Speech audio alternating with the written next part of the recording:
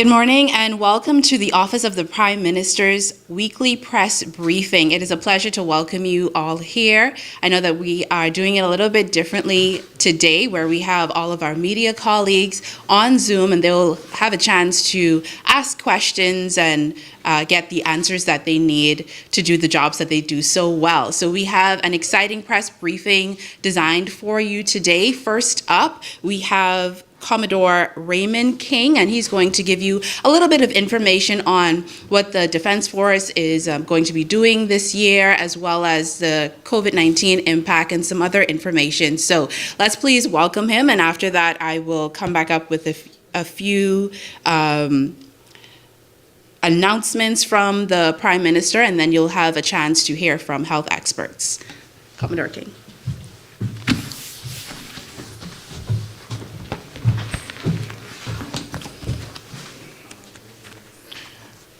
Thank you. A pleasant good morning. Please permit me to begin by offering sincere condolences to the family, relatives, friends, the squad mates of leading seaman Rodney Adley on his untimely passing.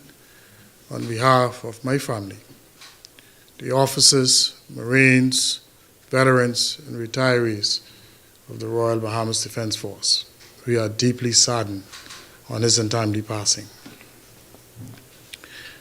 With respect to the investigation and its update, the investigation is basically at its conclusion stage. The police would have compiled the evidence. The coroner would have visited the scene, and the file is being prepped to be presented to the coroner by tomorrow. But I wish to speak directly to the men and women of the Royal Bahamas Defense Force. I understand your grief, your pain on Adley's untimely passing. He was one I also considered a friend, a colleague, and a brother. During my time within the service, which was observed my 35th anniversary just yesterday, I've been given the opportunity to observe alongside most of you and to interact with many of you. And hence, I would have had that opportunity to share moments with Rodney Adley. And so the grief for me is heavy, and I too empathize with all of you and understand what you're experiencing. But I wish to reassure you that this matter has been given the full attention of the Commissioner of Police and due care to ensure its thoroughness and its eventual resolution. But while I acknowledge the grief and pain being experienced, I want to recognize the level of anger, frustration, and bitterness also being experienced and demonstrated. Most of it, I can assure you, is being influenced by inaccurate and erroneous information. Be mindful that we are members of a disciplined service, grounded on the principles of good order and military discipline. And hence, we must be responsible in our responses, particularly with the access to social media platforms. We have a social media policy that guides our conduct and behavior. But while saying that, I want to encourage you to allow this process to be completed with due process and without any form of prejudice and bias. But I assure you, this matter will be fully investigated, adjudicated, and resolved, and the facts will bear that out. For me, it's even a deepened and a saddened period for me. A few days prior to receiving that call on that fateful morning, I too was going through my personal grief. The anniversary of my son's death, Marine Mechanic Ronaldo King, just 2 days earlier, the 3rd anniversary. And so it was a double whammy for me.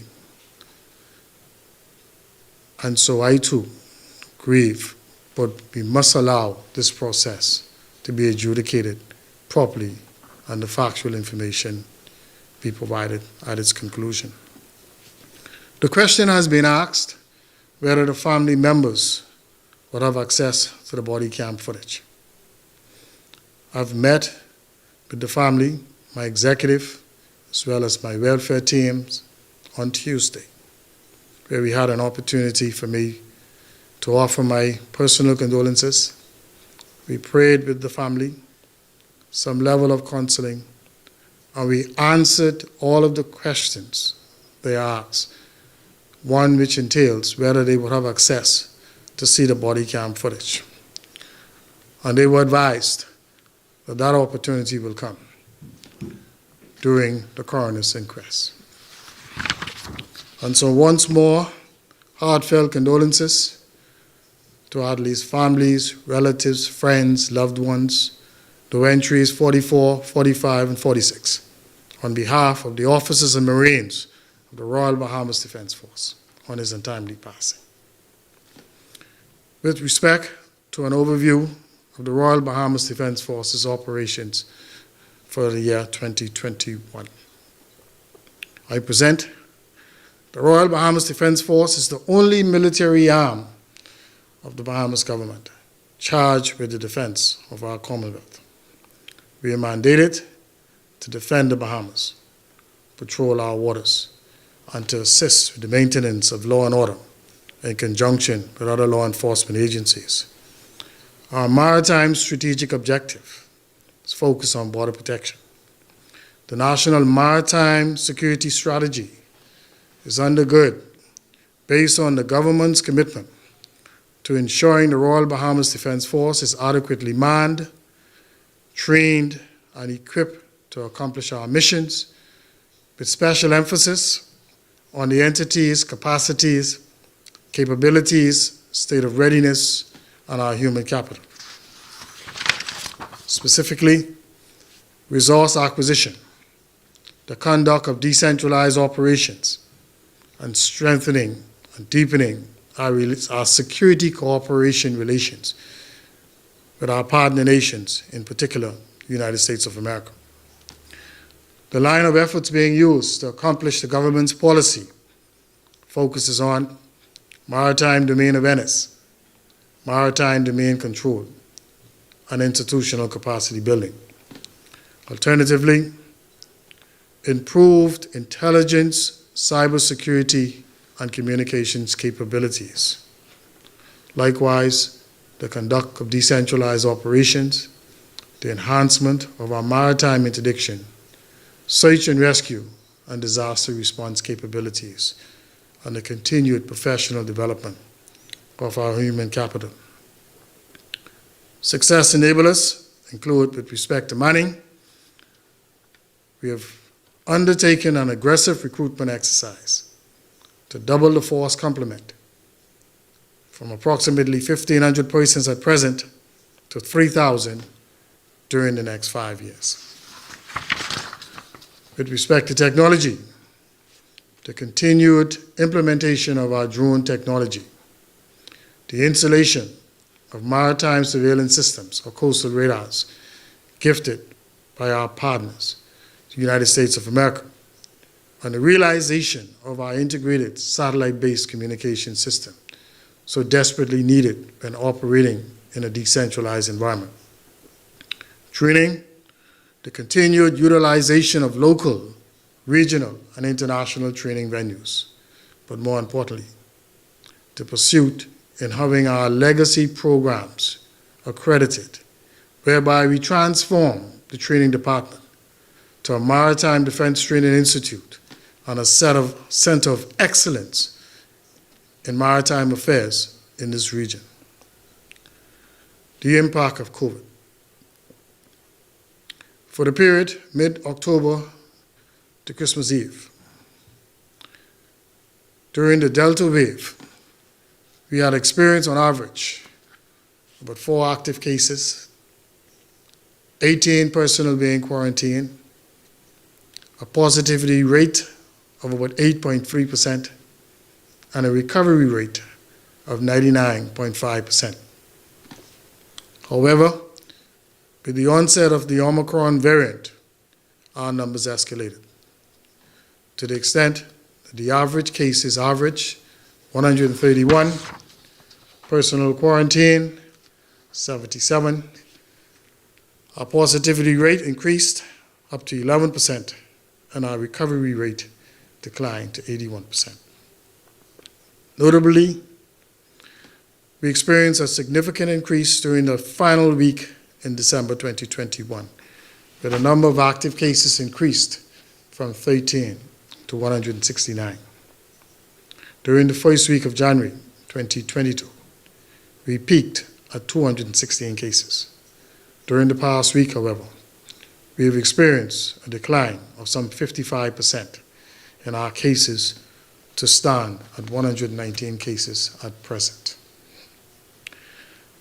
In analyzing the contact tracing data, it revealed that 30% of the transmission occurred during family and social gatherings away from the workplace. However, some 45% of the cases were workplace transmission.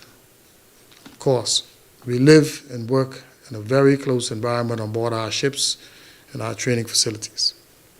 But 30%, 25% actually, represented cases involved with travel abroad. In sum, with respect to the COVID, some 37% of 560 of our members are fully vaccinated. I encourage members to continue to do so to protect their family, friends, loved ones, and colleagues. I too intend to receive my booster shot next week as well as my flu shot, and I encourage members to do so likewise. Operationally, our maritime security strategy focuses on 3 missions: maritime domain awareness, maritime domain control, and maritime domain dominance of our sovereign waters. Our operational strategy is to achieve decentralized, intelligence-driven, and joint maritime operations. Our operational goal seeks to either deter, deny, or detain transnational entities and activities. Some operational statistics: our migrant apprehensions would have increased by some 456% year over in comparison. Of course, the migrant movement during the month of September would have attributed to much of that data. With respect to poaching, a decline of some 55%, but this is due in sum to our strong deterrent effect on poaching vessels by targeting our patrols in specific areas at certain times of the year and with persistent and overlapping patrols. This is evident in the response from the fishing community, who have said repeatedly the last 2 years would have been the best years they would have experienced. Their traps weren't tampered with. The yield was higher, and sightings were little or none. Our vessel boardings would have increased by some 1,000%. Deliberate exercise as we seek to uncover undeclared and illegal weapons and ammunition and drugs on board vessels that we are boarding. And I conclude with some information on the migration trends. Our strategy is focused on being able to intercept those migrant vessels in particular in the southern Bahamas. However, there's a new trend with the migration movement. New tactics, evasive and concealment tactics being used to evade smuggling activities. They're now using American sailing vessels to conceal their movements, as opposed to the traditional Haitian sailing sloops. The traditional Haitian sailing vessels are now being equipped with outboard engines to quicken their transit northbound into the Bahamas. And additionally, what we're experiencing now is we have multiple vessels leaving from multiple ports in Haiti with multiple destinations in mind. And so it requires us to prioritize which target of interest based on the availability of our assets to intercept solely as an organization or leveraging the assistance from the United States Coast Guard, and finally, our local law enforcement agents once we would have detected the vessels and hand over the information to them. But they're now targeting not only New Providence, but Abaco, Eleuthera, and Andros. And on many occasions, they would move along the old Bahama Channel, give you the impression that they're heading towards the United States of America. And once they reach south of Andros, and then they return northbound. And so we're being forced to spread our resources from east to west and south in response to the new trends.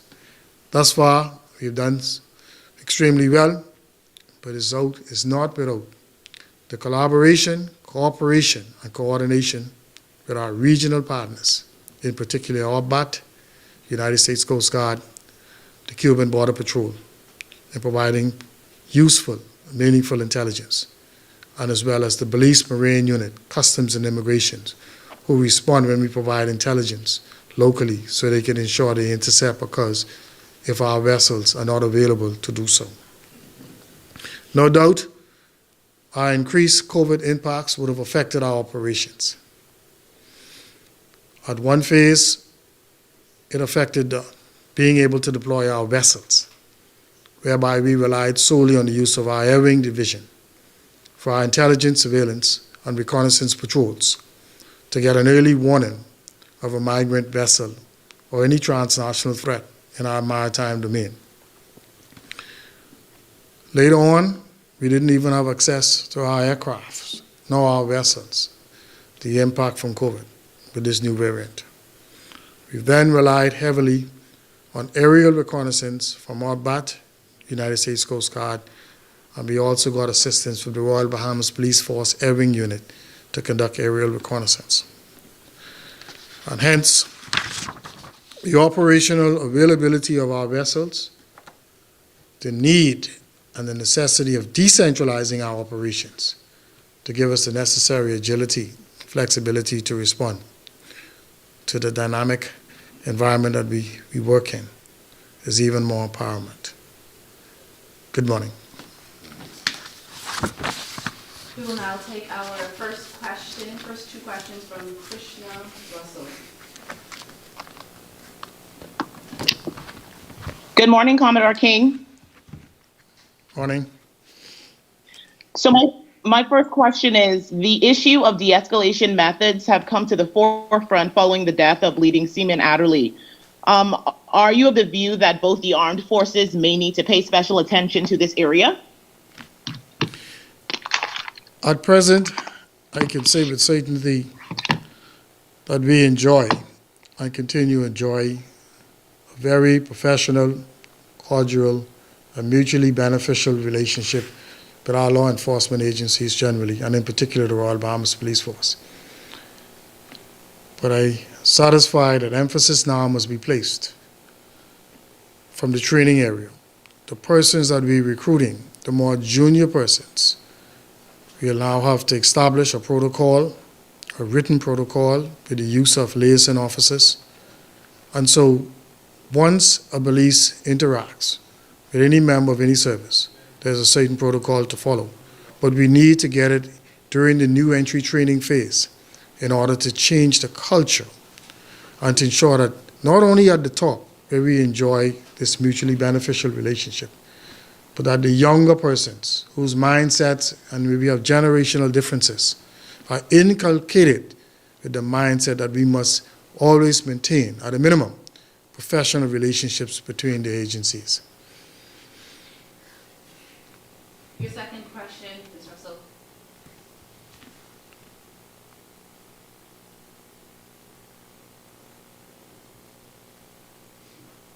Can you hear me? Negative. Could you say again, please? Okay, my second question was whether you're able to share with us the protocol for handling Marines who may be struggling with mental health issues. The protocol in the Royal Bahamas Defense Force is well established. What we have and continue to use is several layers. We will utilize the force chaplain for counseling purposes and to get an in-depth determination of terms of what may be disturbing the individual.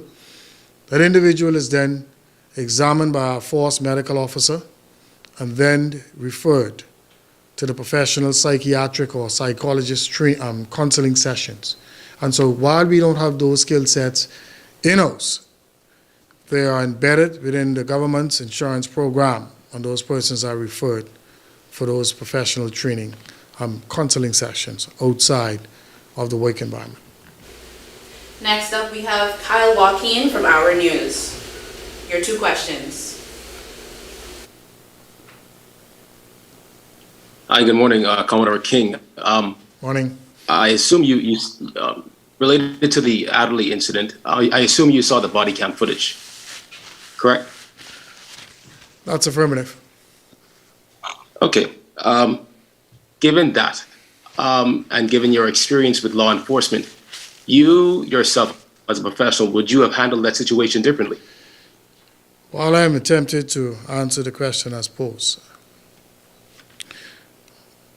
I would exercise and choose to exercise great restraint. Other than what has been disclosed already by the Commissioner, the Honorable Minister of National Security, and myself in our joint statement, that the circumstances are consistent with the police report. I wish not to make a determination or to place a judgment and to prejudice that matter, because what has been overshadowed is the role of the coroner in this instance. The coroner's job is to look at the video, look at the circumstances, and make a determination whether the use of deadly force was justified or appropriate in that case. And I think I'm not qualified to make that decision. I would leave it to the coroner. Your second question, Kyle. Okay, shifting gears just a bit, you touched on the COVID cases within the force. Can you confirm that there was a party on the Defense Force base over the holidays, a Christmas party, that perhaps could have led to this uptick in cases on the force? Like I said earlier, 30% of the transmissions occurred as a result of social gatherings amongst family members ashore. 45% workplace transmission. The other 25% travel related. The events that were held, the health protocols were enforced. The persons had to demonstrate their vaccination status, an antigen test result, and social distancing. And so, while I can't rule out whether, even exercising those protocols, whether transmission would have occurred, but we allowed the messes to have their functions with the enforcement of those health protocols.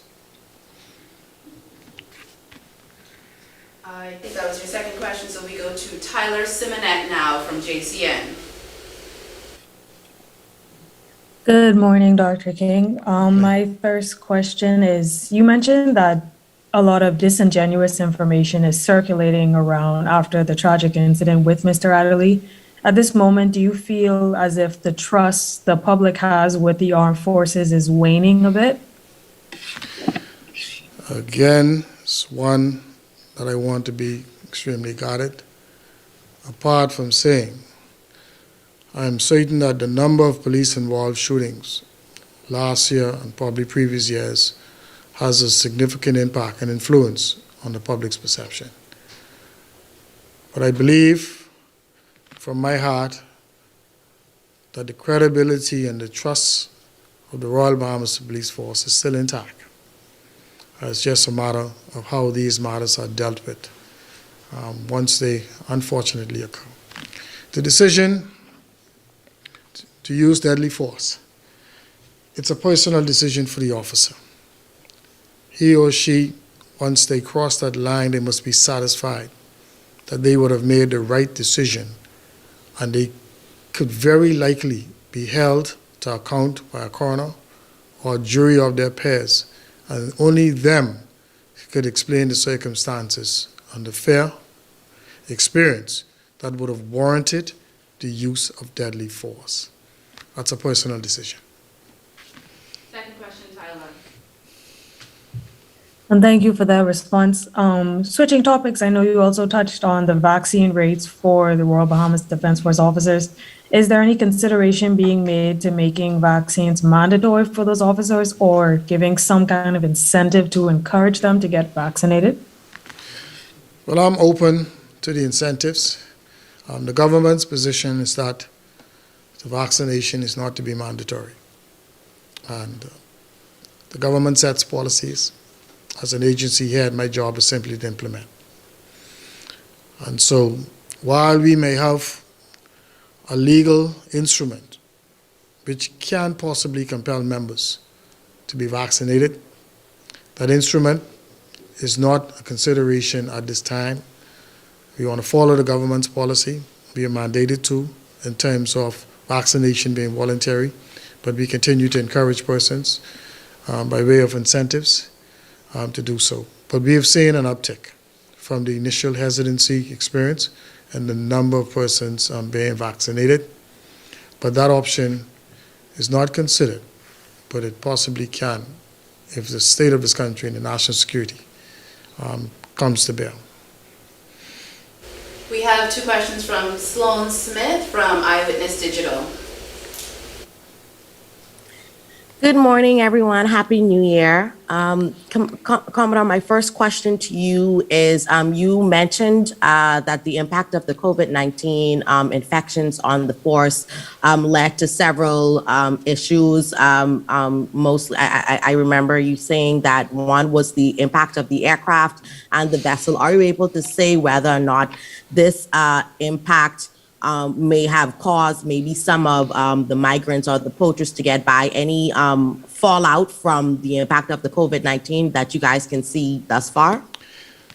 But most certainly the impact in terms of the number of persons having to be either isolated or quarantined.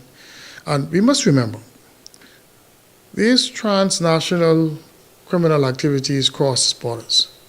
And so you would have persons within our Commonwealth who may be a part of such organization, and they are aware of what these law enforcement agencies are experiencing, what may be a vulnerability or weak points. And so it's all targeted. But we are also aware that certain times of the year, the migrants would make their attempt. So we had anticipated the migrants moving. So there's a combination between persons being isolated, quarantined, and the operational availability of our vessels is something we're trying to overcome, particularly as it relates to generation issues that we're seeking to resolve immediately. Second question, Sloan. Yesterday, the Minister of Immigration would have advised that he is seeking to move to allow officers to make repatriations on sea when it comes to migrants. Is that something that you support? And how would this move towards being able to repatriate migrants at sea be helpful to the Royal Bahamas Defense Force? It's not a matter whether I support the government's policy or not. Government sets policy. I'm responsible for the execution. That's the government's policy. My job is to devise the means and ways of getting it done and to advise them on the potential implications of doing so. But it could very rarely, and it can be realized. Once we are fully decentralized, for example, if we have a fleet of vessels operating from Matthew Town in Agua, about 4 vessels, we can exempt one vessel to undertake that repatriation run and still have a fleet of vessels either at Matthew Town or in Ragged Island to defend our borders. Next, we have Kishla Adili from ZNS.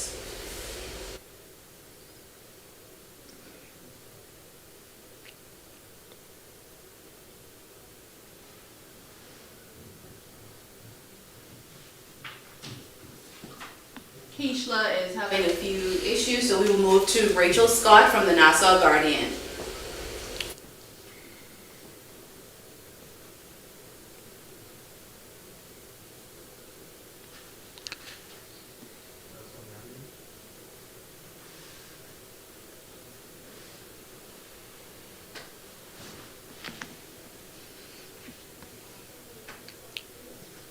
Can you repeat yourself? The audio did not come through.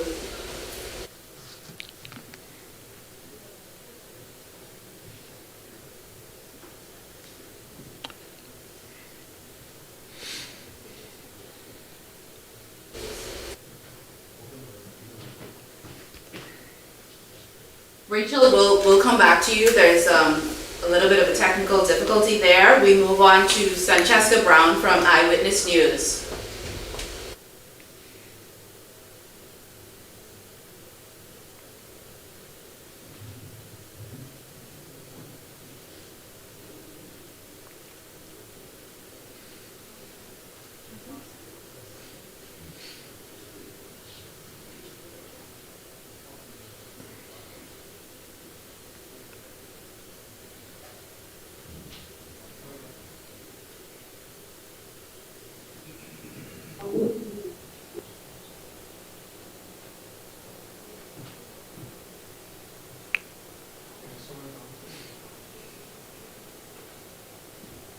He's saying they can't hear me.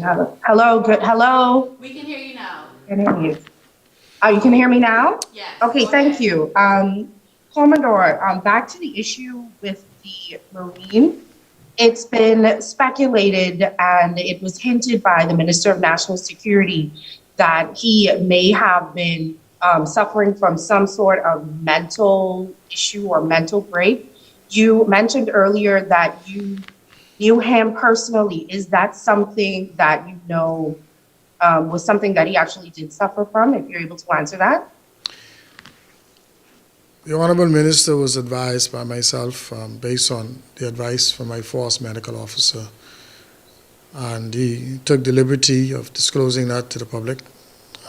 I see it as privileged information between a physician, a medical professional, and a client.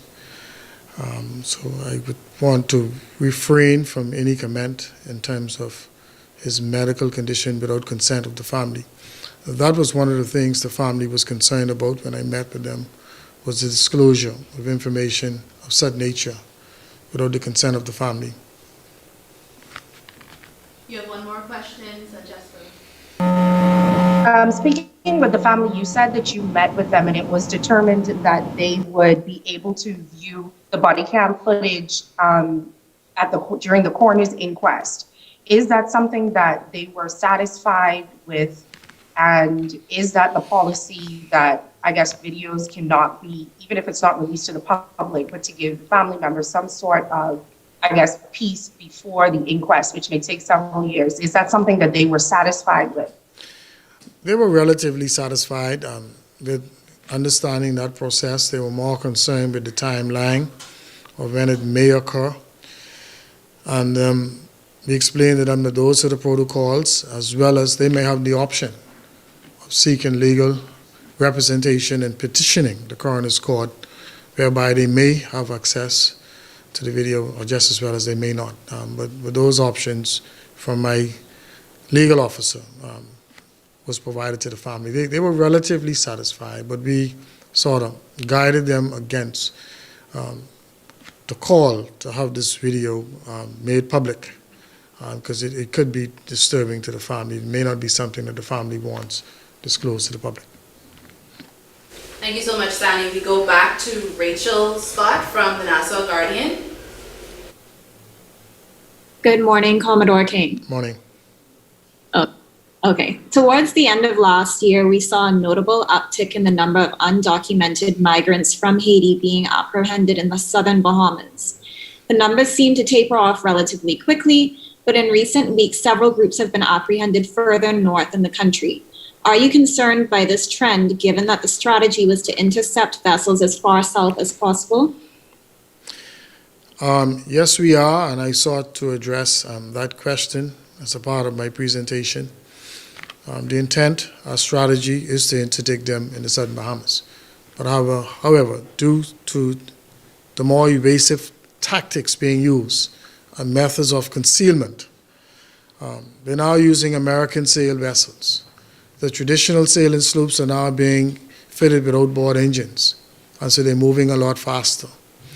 And they're leaving from multiple ports simultaneously, destined for multiple destinations throughout the Bahamas, and it takes some time for your aerial reconnaissance patrols to detect the change and the shift in strategy and the number of vessels who are seeking to go as far east and as far west, as well as coming straight up towards New Providence. And so we're being stretched in terms of our resources, and that is why we rely on our partnership, which increases our capacity and capabilities, and we rely on the coordination, collaboration, cooperation with our local region, with our local law enforcement partners.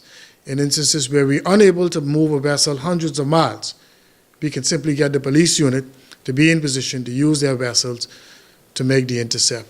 I'm really not concerned in terms of who makes the intercept.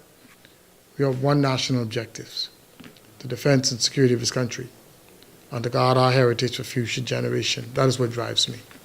And we will take our final two questions for the Commodore from Keishla Adderley from ZNS.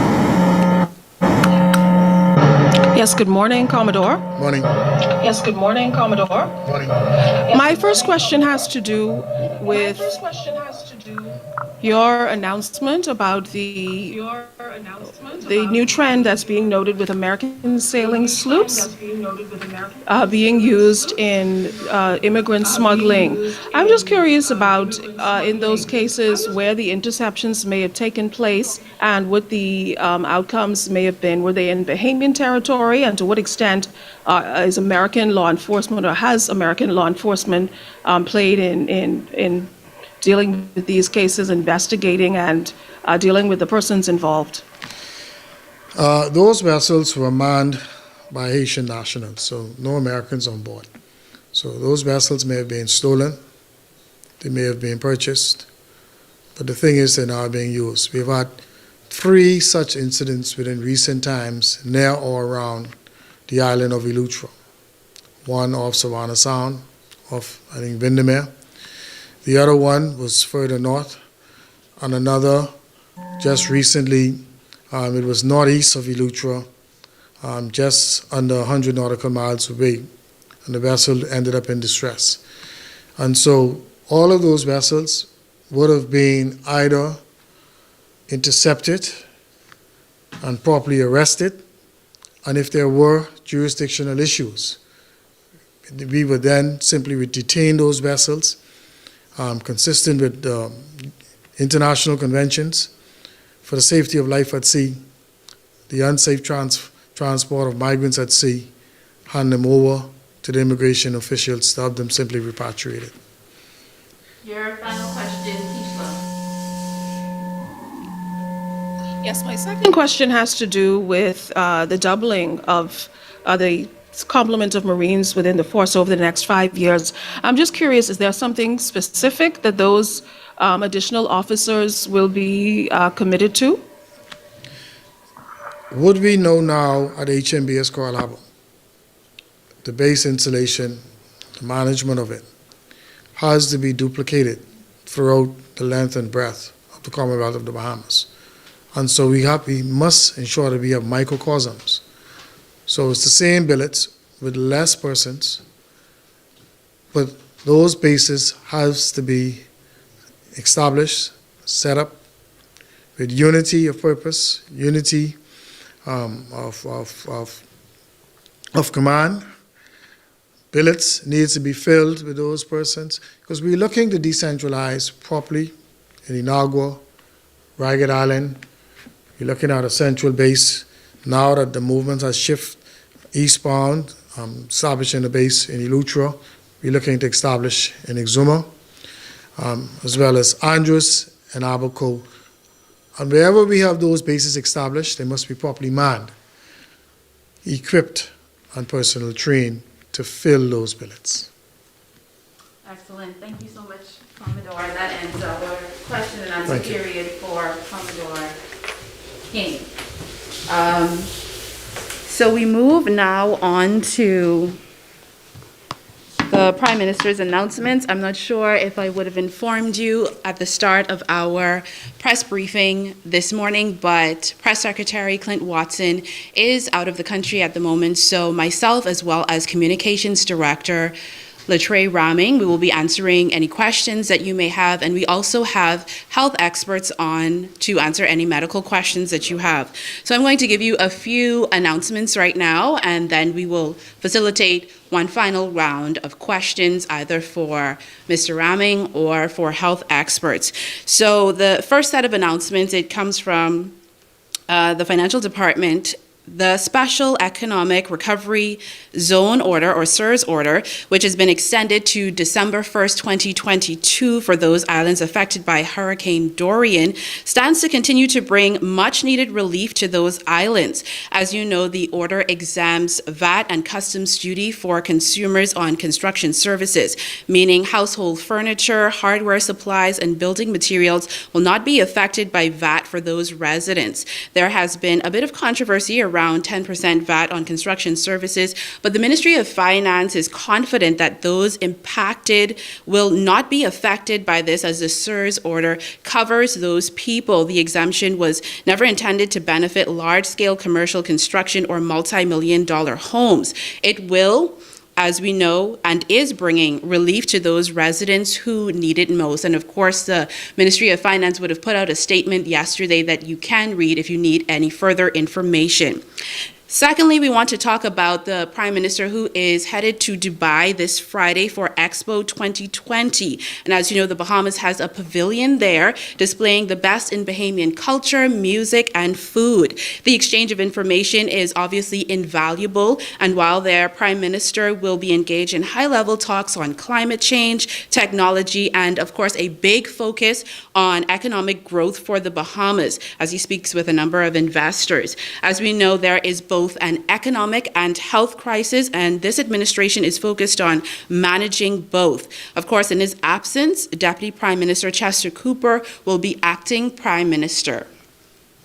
Now, as the government continues to put steps in place to manage the pandemic, we wanted to give an update on the free testing pilot program that was rolled out here in New Providence over the weekend. As you know, Prime Minister Davis increased the threshold for testing from 400 to 1,000 tests per day across the 3 sites, and we just wanted to give you a little bit of figures on what we've seen since we launched January 8th. So we have seen 2,546 tests completed, with 256 of those tests presenting positive. So that's about 10% of those tests were positive.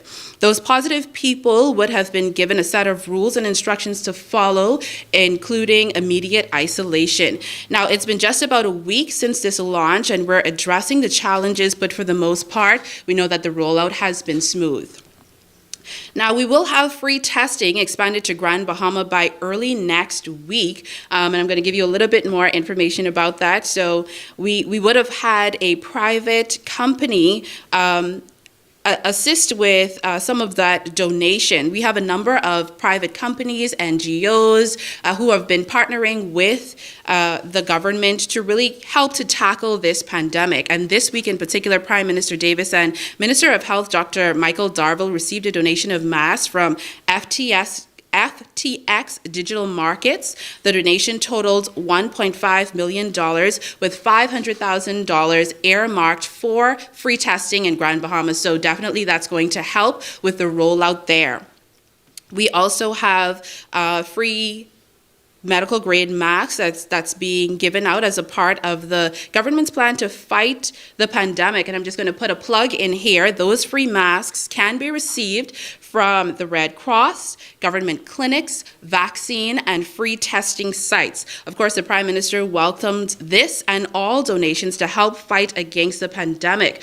We've also partnered with BTC and Alive to increase our capacity for contact tracing tracing, and we're willing to partner with other companies. So we invite the private sector, nonprofits, churches to partner with us in this fight. We've already had international NGOs like Direct Relief, as well as CORE and many others who have reached out. Masks are already on the way from Direct Relief, so we are happy to partner with the private sector and NGOs who are really stepping up to help us bolster our capacity in the fight against the coronavirus pandemic. We are building a coalition together against COVID-19 and welcome all to partner. So if you want to partner, do reach out to us.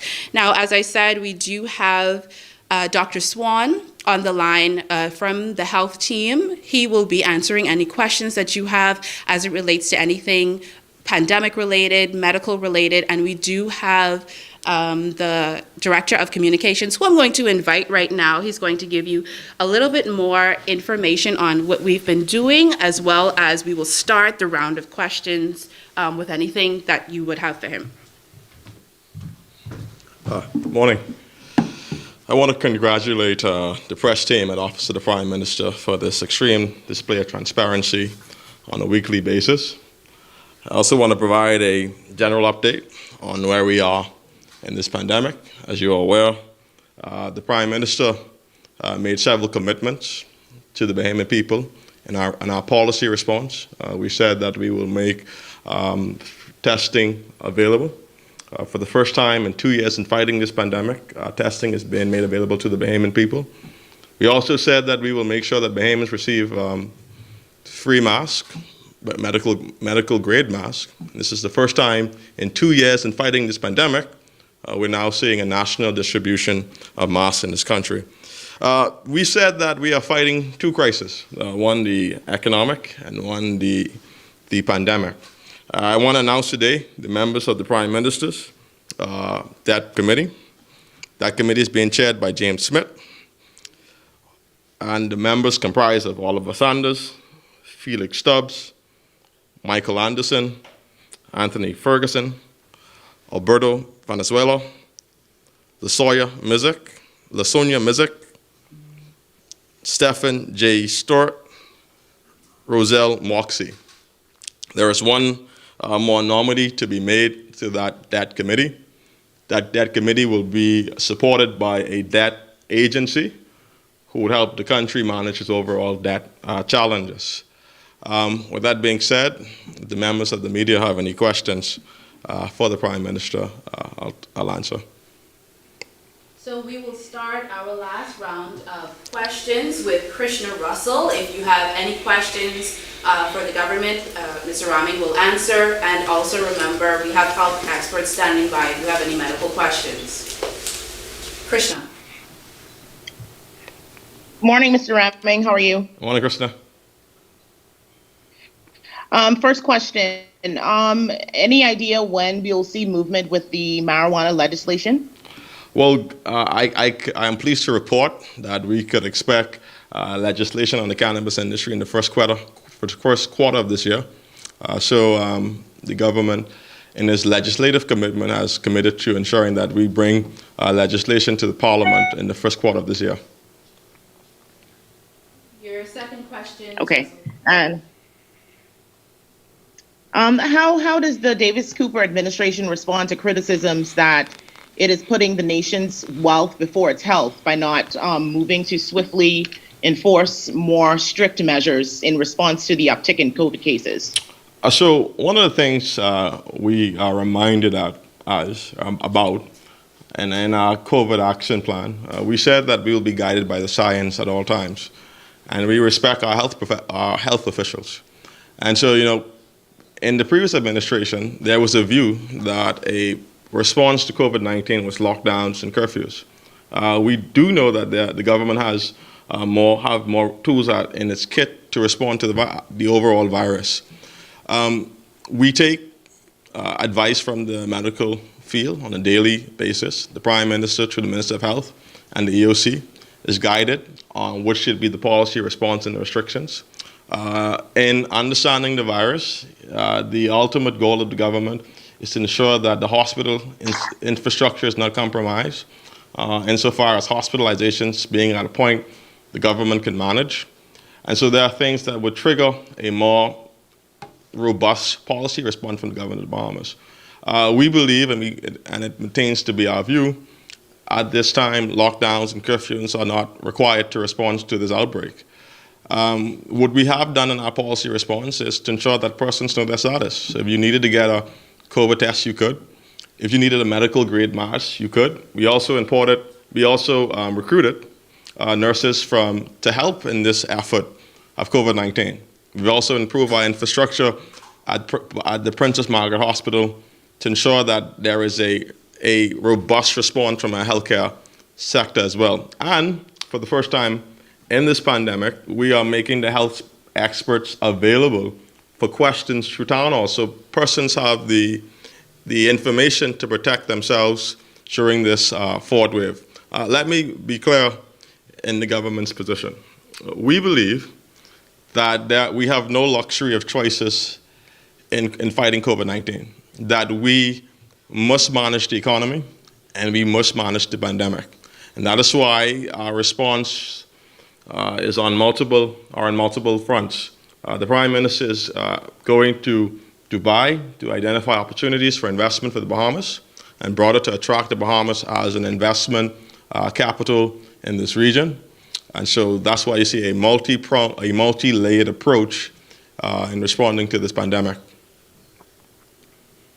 So our next set of questions, 2 questions, will come from Kyle Joaquin, Our News. Kyle. Hi, good morning, Mr. Raming. The Bahamas is sending a pretty large delegation to Dubai for this expo, including a choir. Can we get a figure, the cost for this trip? Well, there's 2 things, 3 elements of the trip. So the actual Dubai Expo is an event that is sponsored by the government of Dubai. The component of the travels of the Prime Minister was also sponsored by the government of Dubai. I think that the government did bear some costs on sending participants. I don't have the exact figure, but let me just explain. As you are aware, the purpose of this event is to display the capacity of our country on a cultural side and on a technological side. We believe, and we maintain to be our view, that we're going to give Bahamians the exposure required on the global stage. This group comprised of Bahamian talent and choirs and bands and musicians, also the cultural artisans of our country.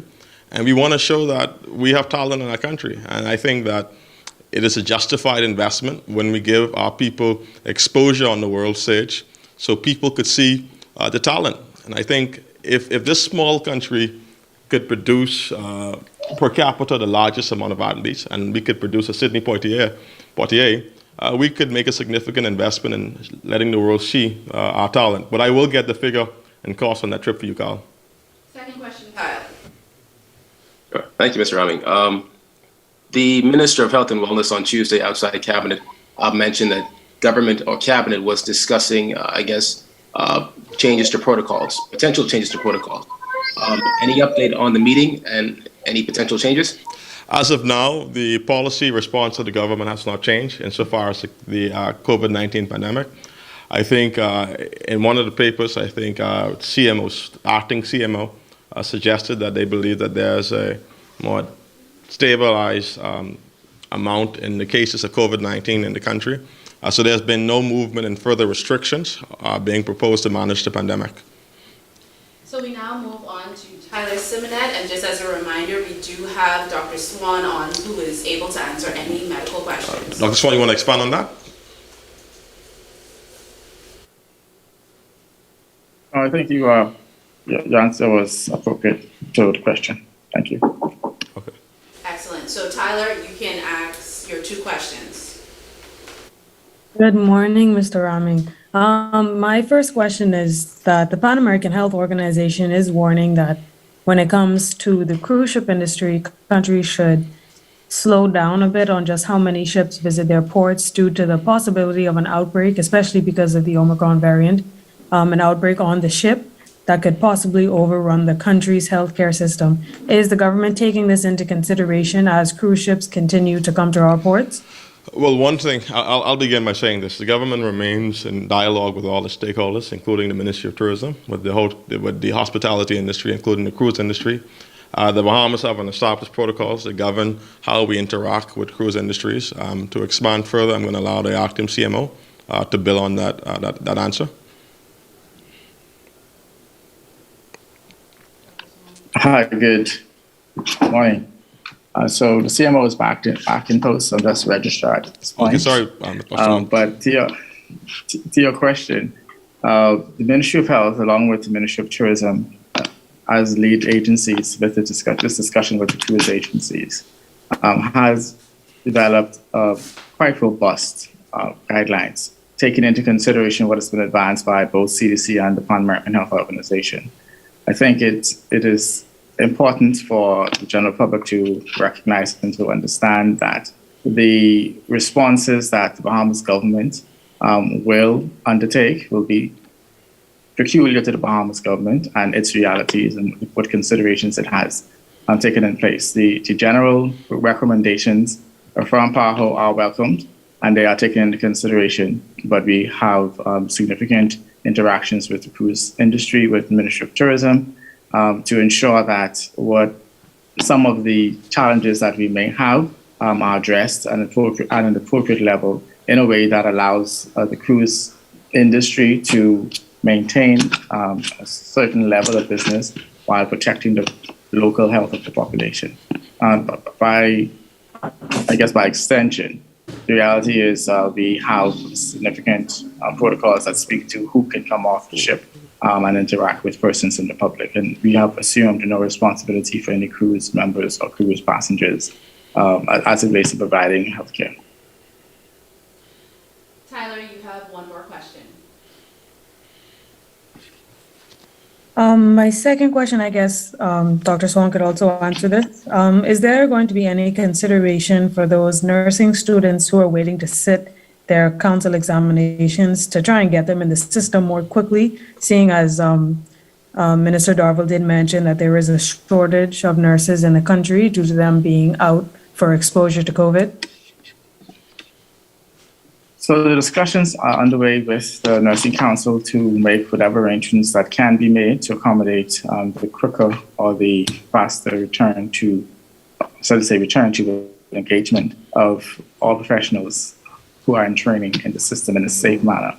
So the council exams, as you may be aware of, is managed by the Bahamas Nursing Council, and there are certain parameters in which they must have their exams set so that they can maintain the accreditation that's necessary for these the results to be recognized globally as they are currently. And I'm sure that the Nursing Council, under the leadership of Ms. Patsy Newbold, is going to ensure that whatever necessary steps are taken to ensure that these nurses receive the level of assessment required for them to be operating safely and credentialed, not just in the country, but if they want to practice elsewhere.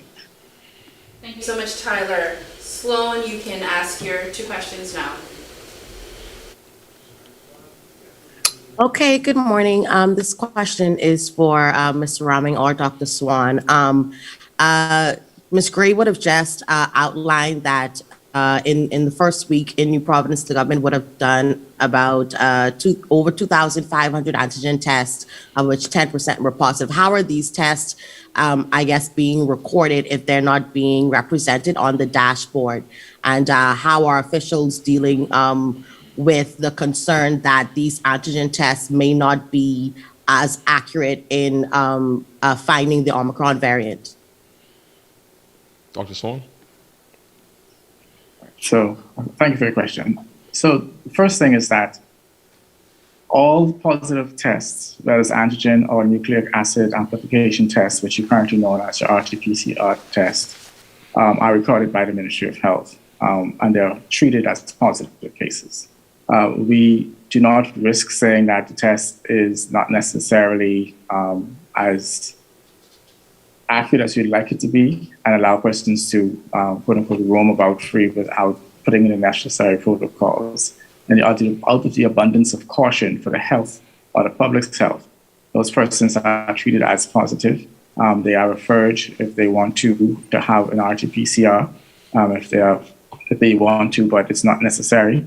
But when it comes to reporting those numbers out, I think we've mentioned a number of times that, based on your statement exactly, the accuracy is not necessarily where we would like it to be.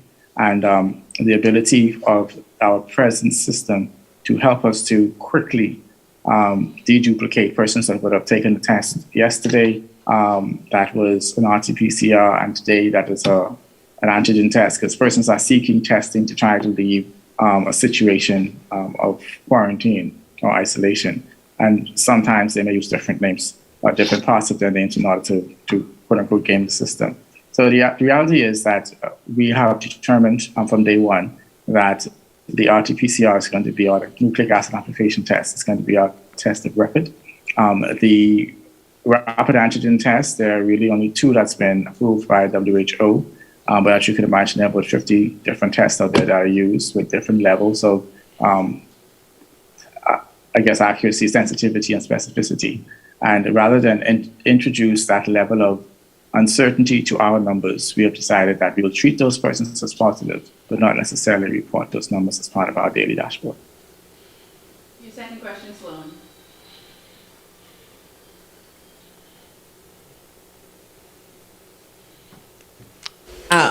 My second question is as it relates to hospitalizations.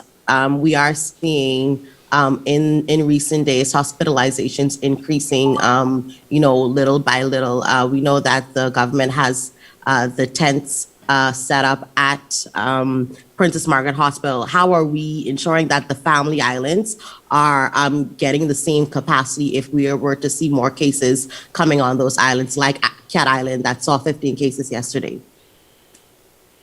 So what usually happens, not usually happens, as you may be aware, we have 2 public hospitals in country, Maine, for that see sick patients rather, and a third we have a relationship with the private sector that assists with the management of COVID positive patients.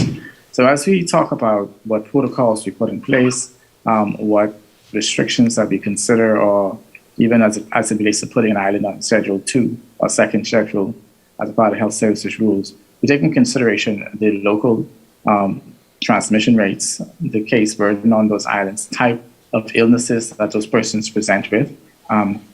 For example, you may have 15 cases that are positive, but maybe only 3 of them are symptomatic.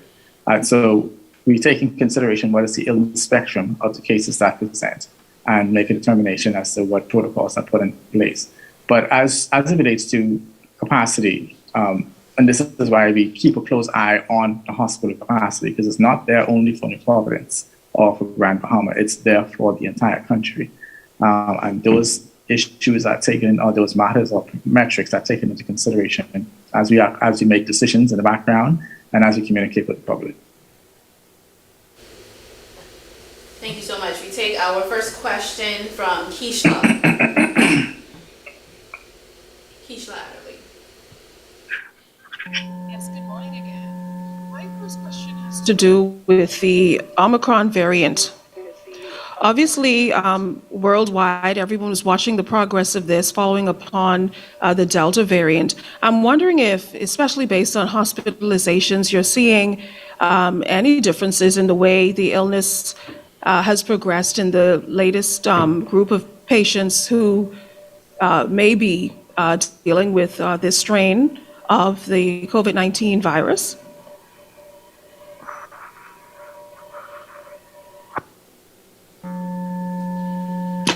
Sorry, I guess your question really is about, is there any illness spectrum of persons or symptomatology of persons who have been diagnosed with Omicron variant? We just want to state in the outset that whereas we have a strong suspicion that we have the Omicron variant within country, we have still not received the confirmatory lab sequencing that tells us that it is here. But based on the behavior of what you're saying, and it's markedly different than what we would have had during the Delta wave, which was the third wave for us. Hospitalizations have taken a quick, transition to increased numbers. But the illness spectrum is that, when you say illness spectrum, that is how sick is someone when they are diagnosed with COVID-19 in this dispensation. So what you would have now is that the majority of persons that are in hospital who are counted as COVID-19 positive patients are actually there with something else. So it's an incidental finding of their diagnosis, or of their admission rather, simply because the hospital has a policy based on its past experiences of screening everyone that comes or that is to be admitted to their wards for COVID-19. So with the level of community spread that we have, you could imagine then that there are persons walking around who are asymptomatic but positive. And so they may go to the hospital for appendicitis, a broken leg, got an accident, some sort of injury, pregnant, and while being assessed for admission, they are screened and found to have COVID-19. That is slightly different from the person that would have been admitted to the hospital because they had symptoms of COVID-19, shortness of breath, easy fatigability that required additional management or support from the healthcare system. And our record, especially in the PMH setting, where most of our cases are, indicate that that number is as low as 30%, as high as 40% of the total admissions to hospital that would be under COVID positive regime. So the illness spectrum, therefore, just from that alone, shows that it is a milder course of illness for that individual, because even though they're in hospital, they are not there because of COVID. This has been shown across the world. Additionally, initially it was thought because it was because of the younger population that was being impacted, especially in the South African story.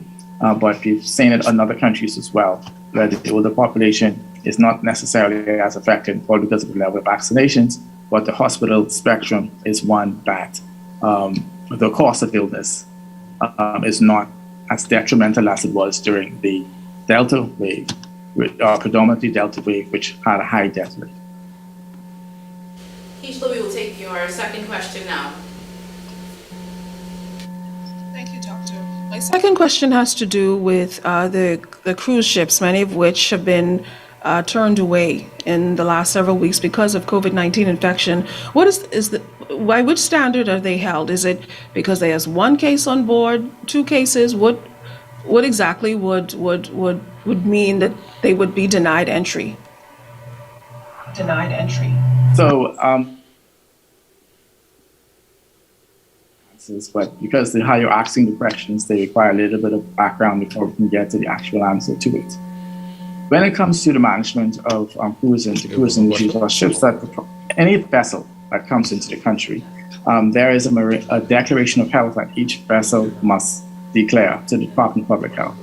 And the purpose of that declaration is to identify if there are any concerns of an infectious nature on board that vessel, whether it be a plane or a cruise line, or if there's any death that needs to be investigated by local authorities to see if that death was caused by an infection.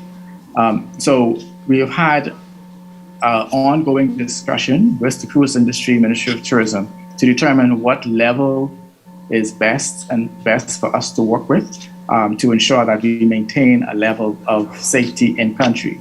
One of the main parameters that makes it unique in this situation is that the infection, the process of declaring your infection rate was to keep that infection on board the cruise and not in the local community. Well, we have we have COVID-19 in country already. So that requirement is not necessarily what is the most determining factor.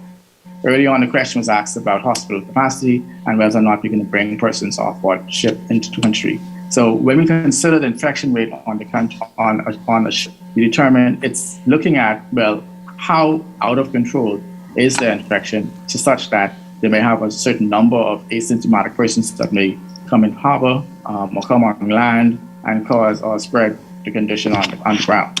And so you would have heard us say to persons, wear your masks, socially distance, sanitize. You do not know who has COVID. We know that there are some challenges with certain persons in our community, certain sectors being compliant with the physical distancing protocol. And the reality is you need to ensure that you are protecting yourself and the country by extension by using these protective measures. So to give a specific percentage, I think would be prejudicial at this point because we're still working that out with the cruise industry and tourism and trying to ensure that we are reaching a point where we are maintaining the safety or the integrity of the public health of the population in the country, while we still allow some level of commerce to occur. We now go to Rachel Scott from the Nassau Guardian. Good morning. My question is for Mr. Rame. As it relates to the Dubai Expo, just for clarity, how many people make up the delegation that's traveling through Bahamas? And can you please advise how much the trip is expected to cost Bahamian taxpayers? Well, thanks, Rachel. The initial delegation, which was multi-ministry, that had a trade component and a cultural component. I think given the case increase in Omicron, the delegation size was reduced to a significant amount, and the trade component of it was suspended or postponed to the later part of the year. I don't have the actual overall figure, but I do believe that there are more than 100 cultural components when you consider the ban, Junkanoo, factors of our cultural expression. The cost, remember that this actual event is sponsored by the Dubai government and private sector partners. I think there's some element that the government of Bahamas would have helped with, but the significant portion of the trip was sponsored by the government of Dubai. I will get the actual figure for you so that at the next press conference or by the time the Prime Minister returns from Dubai next week, we'll have an answer to that question. And if I can get it today, I will, without a doubt, get that answer to you. You have another question, Rachel? All right, thank you so much. Moving on, in October, Prime Minister Philip Davis said that there would be an investigation into the leadership change in the Bahamas Department of Corrections. In particular, at the time, there were concerns over a possible conflict of interest with Minister of National Security, Wayne Munro. Can you advise what the conclusion of this probe was, or if there has been no conclusion, any updates on it? Well, I think the investigation is still ongoing. There has not been any conclusion that has reached the office of the Prime Minister insofar as any findings. I think that the Minister of National Security removed himself from that investigation process to determine whether or not if there was any thing that may have arisen. But insofar as a report, nothing has come to the office of the Prime Minister as yet. It is the instructions of the Prime Minister to ensure that a probe does go into the matter to determine what was the steps that led to the decision and whether or not it was justified. We take our final two questions from Sancheska Brown of Eyewitness News. Hi, good afternoon again. My question is for Dr. Swan. Based on the numbers and the projections, I guess, from health officials, would you say that we are now in the peak of this fourth wave, or when do you project that we will be in the peak of the wave? So it's difficult to say that we're in the peak. You have to have at least 2 weeks of numbers to give us an idea. I think we may be nearing that point. I think the numbers last week and numbers week before last and numbers last week are quite similar, within about 200 or 300. So that gives us some comfort, gives me actually some comfort that we might be at that peak. But there were one or two other movements in the community that we're looking at just to see if it causes a change in what could be predicted at this point. That would give us another week or so to see how things look. So hopefully we're at the peak, but I can't definitively say just yet because we still don't have enough information or data for that. And my final question, the minister had indicated, and I think Latrell did a couple minutes ago as well, that restrictions and lockdowns are not something that this government is looking to do in order to try and stop this fourth wave.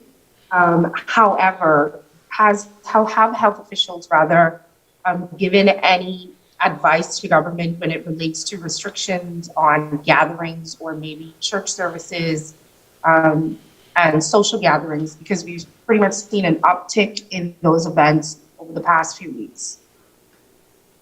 So I think it was communicated on the 26th of December or thereabouts, the edict really from the Prime Minister that all social events, indoors and outdoors, were to be held in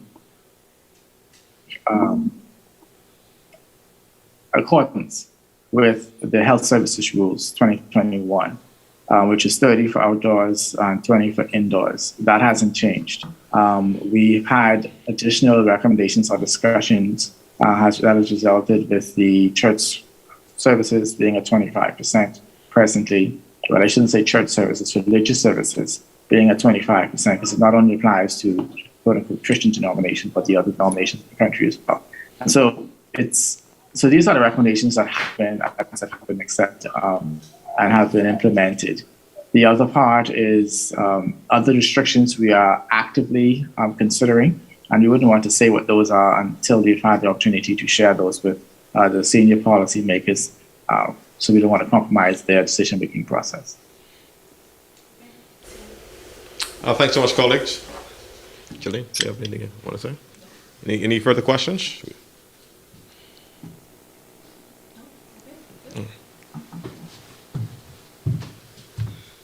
Excellent. That brings us to the end of our press briefing today. Thank you so much to all of you for watching, as well as the media for asking your questions. It was a pleasure to host you today, and we will see you next week. Thank you so much.